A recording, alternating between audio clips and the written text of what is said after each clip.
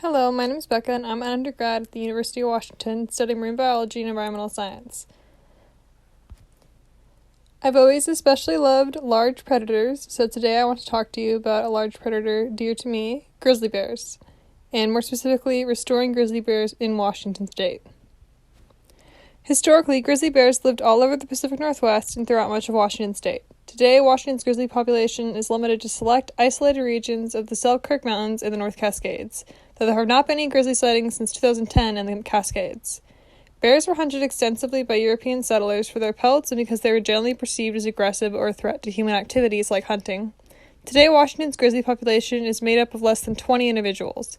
It's up for debate if the population can even be considered more than zero, since many of the bears spotted are spotted near borders and likely aren't permanent residents of the state.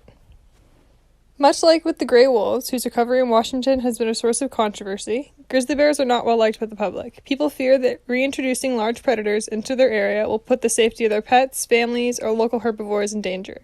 But scientists in support of the grizzly conservation, as well as citizens with experience cohabiting with the bears, would tell you that these fears and the prospective dangers blown out of proportion, especially when compared alongside the ecological and cultural benefits of restoring the grizzly bear in Washington state.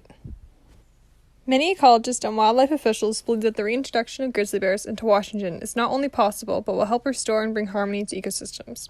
Studies have been conducted that provide solid evidence for the claim that the Cascades could support a healthy population of grizzly bears.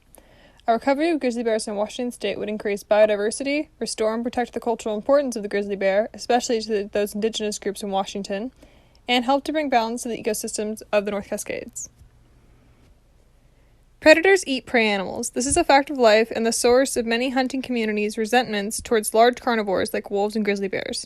But predators are an essential part of every ecosystem, whether we like it or not. Without predators to exercise what is known as top-down control, prey populations can grow unchecked, which will cause depletion of vegetation and possibly the eventual collapse of the entire ecosystem.